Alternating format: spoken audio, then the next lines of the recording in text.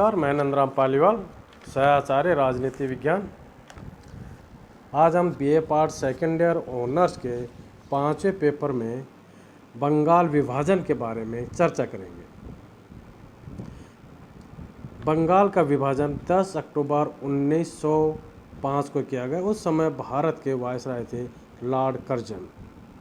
लेकिन बंगाल का विभाजन क्यों किया गया, इसके क्या कारण थे, उनके बारे में अपन चर्चा करेंगे। उस समय बंगाल की आबादी 7 करोड़ 85 लाख थी और गुलाम भारत की कुल आबादी का लगभग 1/4 था। पूरे भारतवर्ष की आबादी का 1/4 हिस्सा बंगाल में निवास करता था। उस समय के उड़ीसा और बिहार भी इसी राज्य के हिस्से थे। असम 1874 में ही अलग हो गया था। इतने बड़े राज्य का प्रशासन चलाना वास्तव में कठिन था, लेकिन अंग्रेज़ों ने इस राज्य के बंटवारे का फैसला प्रशासनिक कारणों से नहीं बल्कि राजनीतिक कारणों से लिया। 19वीं सदी ज्यों-ज्यों ढलती जा रही थी, भारत में राष्ट्रीय चेतना विकसित होती जा रही थी और जुझारू रुख अख्तियार कर रही थी। उस समय भारतीय राष्ट्रीय चेतना का केंद्र था बंगाल। अंग्रेज़ों ने इसी जुझारू चेतना पर आघात करने के उद्देश्य से ही बंगाल के बंटवारे का निर्णय किया। उस समय के वायसराय लॉर्ड कर्जन ने कहा कि अंग्रेजी हुकूमत का यह प्रयास कलकत्ता को सिंहासनच्युत करना था, बंगाली आबादी का बंटवारा करना था, एक ऐसे केंद्र को समाप्त करना चाहता थे वो जहाँ से बंगाल व पूरे देश में कांग्रेस पार्टी का संचालन होता था और अंग्रेज़ों के खिलाफ साजिशें रची जाती थी। भारत सरकार के तत्कालीन गृह सचिव रायसले का कहना था, अविभाजित भारत एक बड़ी ताकत है, विभाजित होने से यह कमज़ोर हो जाएगी। कांग्रेसी नेताओं की यह आशंका सही है और उनकी यह आशंका हमारी योजना की सबसे बड़ी महत्वपूर्ण चीज़ है। हमारा मुख्य उद्देश्य बंगाल का बंटवारा करना है, जिससे हमारे दुश्मन आपस में बढ़ जाएं और वो कमज़ोर पड़ जाएं। बंगाल के विभाजन के जो ही प्रस्ताव रखा गया, इसकी खबर पूरे भारत में आग की तरह फैल गई और विरोध की आवाज़ उठने लगी। कर्जन इस पर बहुत तिलमिलाए और गृह सचिव को लिखा कि यदि हमने इस विरोध को अभी नहीं दबाया तो हम बंगाल को कभी विभाजित नहीं कर पाएंगे। विरोध को न दबा पाने का मतलब यह होगा कि तुम पहले से ही मजबूत एक ताकत को और भी मजबूत बनाने का मौका दोगे, एक ऐसी ताकत को जो भविष्य में हमारे लिए और भी संकट पैदा करेगी। तो इस प्रकार से अंग्रेज़ों का उद्देश्य बंगाल का विभाजन करना प्रशासनिक कारणों से कतई नहीं था। अब हम इसके वास्तविक क्या कारण थे, इसका अध्ययन करते हैं। पहला कारण ले सकते हैं हम, प्रशासनिक कारण। बंगाल विभाजन का मकसद सिर्फ ये नहीं था कि बंगाल वासियों को 2 प्रशासनिक हिस्सों में बांटकर उसके प्रभाव को कम किया जाए।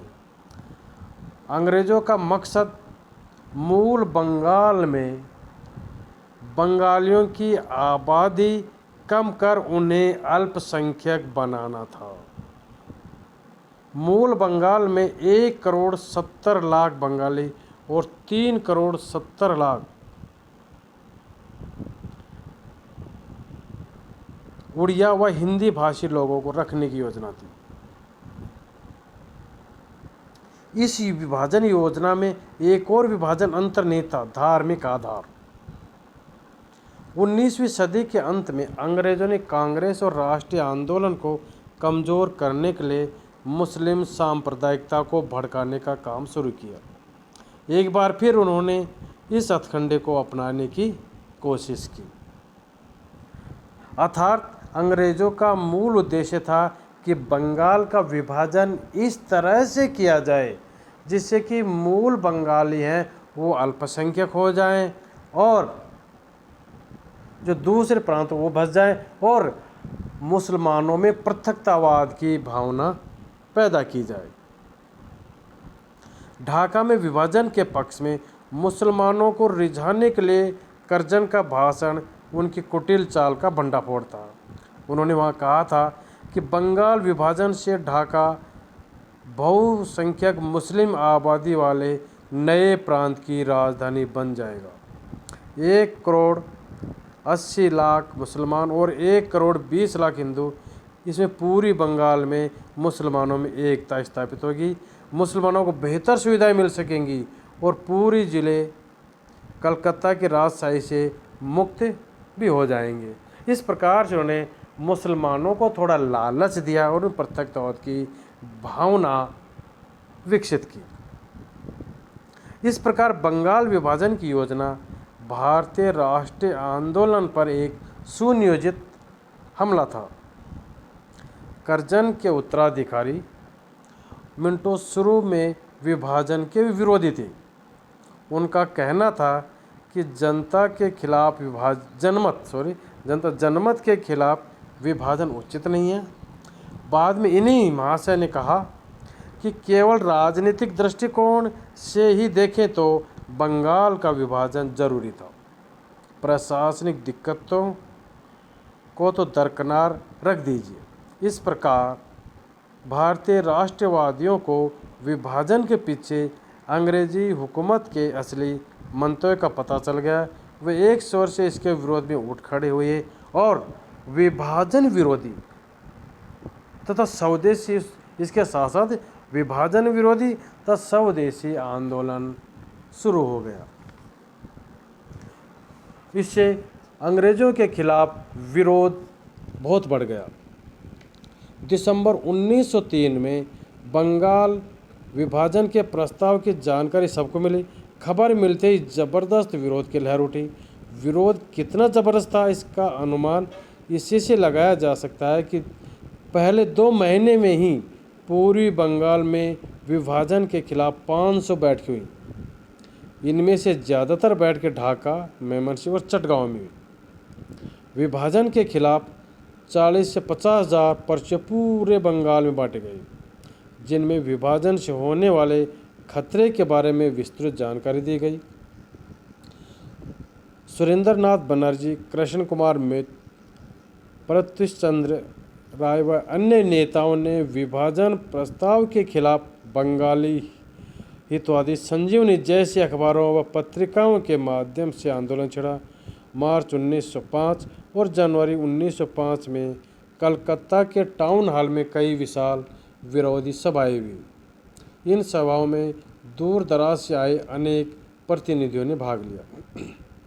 भारत सरकार व गृह सचिव के नाम तमाम विरोध याचिकाएं भेजी गई, जिनमें से केवल ढाका डिवीज़न से ही 69 ज्ञापन भेजे गए थे, 69।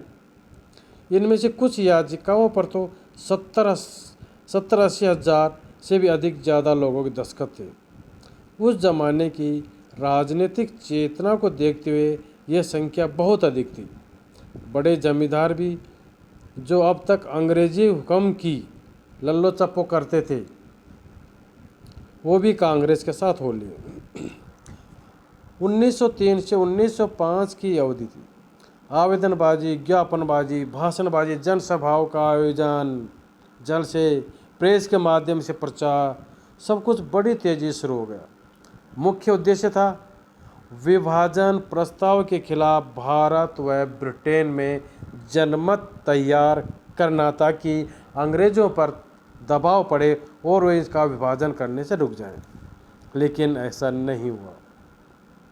अंग्रेजी हुकूमत पर विरोध का कोई असर नहीं पड़ा और 19 जुलाई 1905 को बंगाल विभाजन के निर्णय की घोषणा कर दी गई।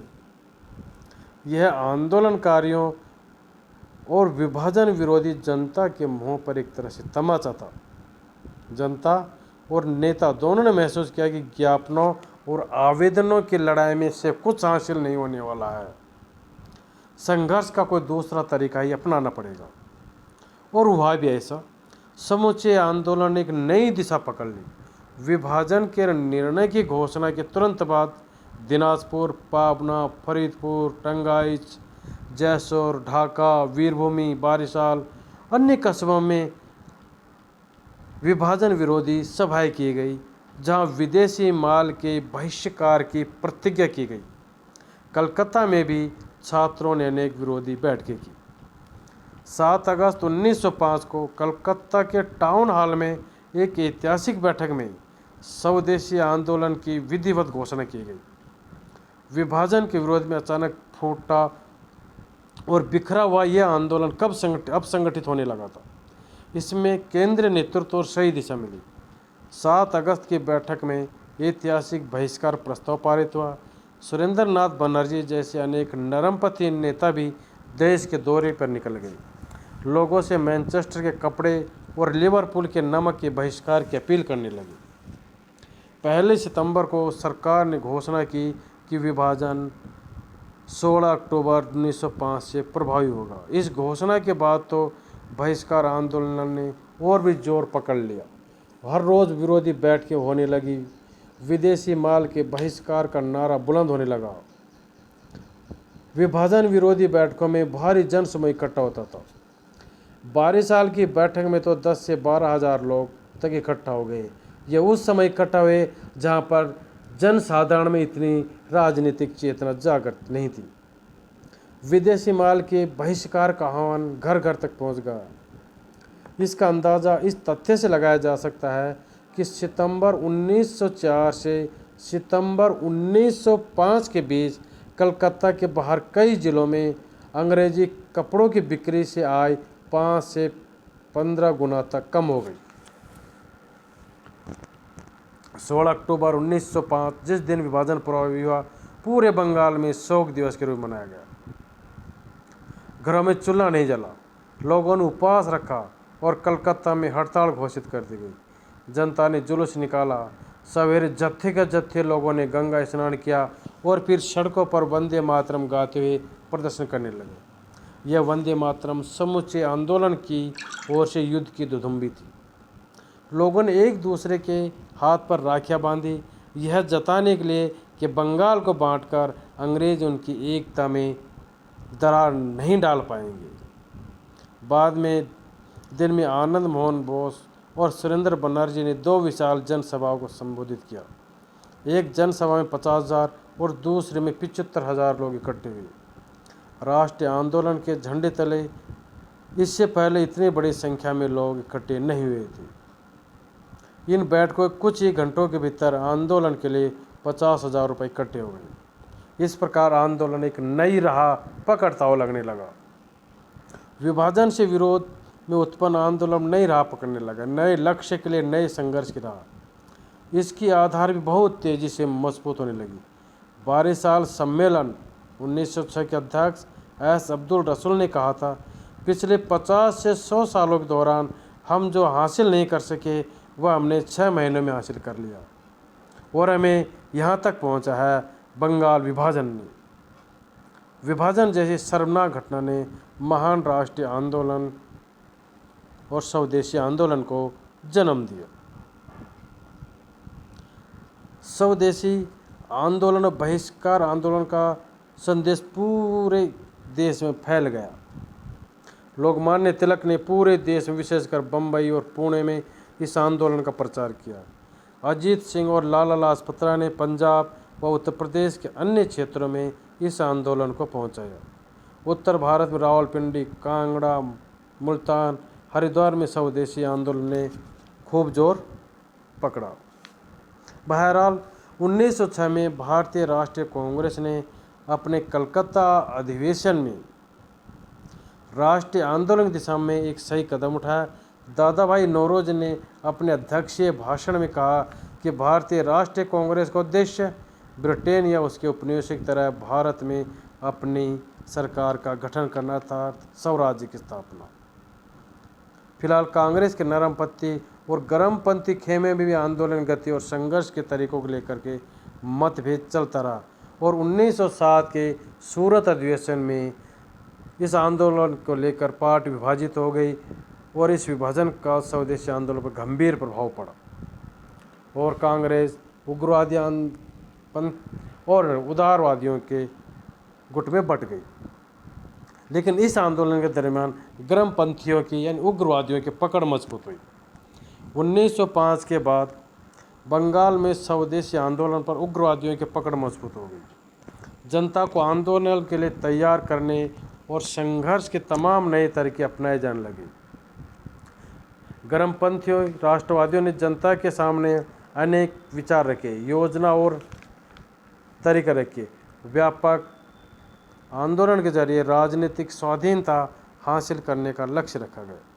इसके लिए बहिष्कार आंदोलन को असहयोग आंदोलन और शांतिपूर्ण प्रतिरोध तक ले जाना था। केवल विदेशी कपड़े का ही बहिष्कार नहीं, बल्कि सरकारी स्कूलों, अदालतों, उपाधियों, सरकारी नौकरी बहिष्कार भी इसमें शामिल था। इस प्रकार स्वदेशी आंदोलन ने जन जागरण के लिए स्वयंसेवी संगठनों को खूब मदद की और लोगों को स्वावलंबन का नारा दिया। इन संगठनों ने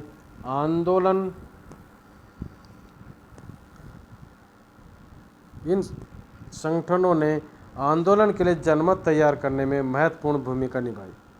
इनमें सबसे महत्वपूर्ण संगठन था स्वदेशी बांधव समिति। 22 साल के एक अध्यापक अश्विनी कुमार दत्त के नेतृत्व में गठित इस समिति की 159 शाखाएं पूरे जिले के दूर दराज इलाकों में फैली थी। इस जिले में मुसलमानों की आबादी अधिक थी। अश्विनी कुमार दत्त बहुसंख्यक मुसलमान किसानों को आंदोलन के लिए प्रेरित करने में सफल हुई।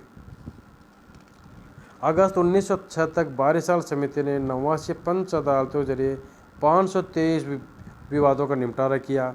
22 साल समिति की जड़ें केवल 22 साल तक ही सीमित नहीं थी, बल्कि बंगाल के अन्य हिस्सों में फैली हुई थी। इस आंदोलन ने अपने प्रचार के लिए पारंपरिक त्योहारों, धार्मिक मेलों, लोक परंपराओं और लोक संगीत, लोक नाट्य मंचों का भी सहारा लिया।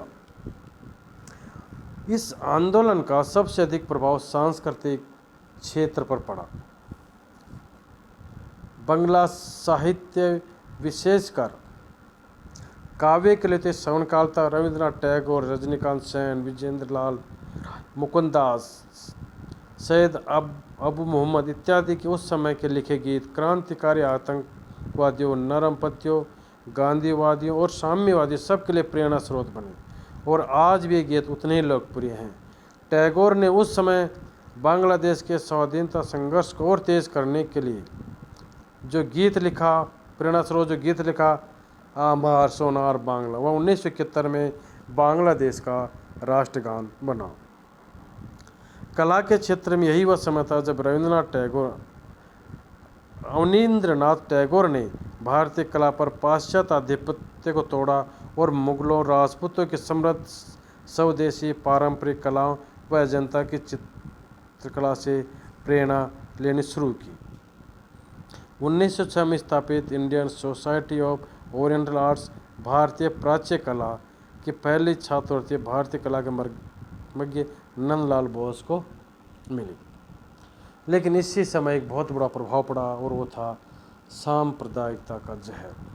जहाँ तक मुसलमानों का सवाल है, स्वदेशी आंदोलन समाज के विभिन्न तबकों के कुछ मुसलमानों को अपने साथ ले सका।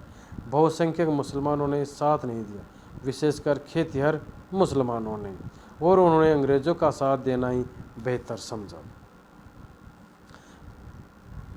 सांप्रदायिक जहर ने तो स्वदेशी आंदोलन को नुकसान पहुंचाई, खुद इस आंदोलन कुछ गलत तरीकों से भी से क्षति पहुंची। हालांकि आंदोलनकारियों ने इन तरीकों का इस्तेमाल बड़ी ईमानदारी से अपने लक्ष्यों की प्राप्ति के लिए किया था। ऐसे पारंपरिक रीति रिवाजों, त्योहारों और संस्थाओं का सहारा लेना जिनका चरित्र बहुत हद तक धार्मिक था, आंदोलन के लिए नुकसानदेह साबित हुआ। हालांकि दुनिया में हर जगह जनता में पहली बार राजनीतिक चेतना पैदा करने के लिए इन्हीं चीज़ों का सहारा लिया जाता है। 1908 के मध्य तक आते आते यह आंदोलन की ऊर्जा समाप्त हो गई। इसके कुछ कारण थे। पहला कारण तो ये ले सकते हैं हम कि इस आंदोलन के खतरे को सरकार भांप गई और उसने इसे निर्ममतापूर्वक दबाना शुरू किया। दमन चक्र शुरू हो गया। सार्वजनिक सभाओं, प्रदर्शनों और प्रेस पर प्रतिबंध लगाए जाने लगे। दूसरा कारण था कांग्रेस पार्टी में आपसी मतभेद। 1907 के कांग्रेस विभाजन ने इस आंदोलन को बहुत क्षति पहुंचाई।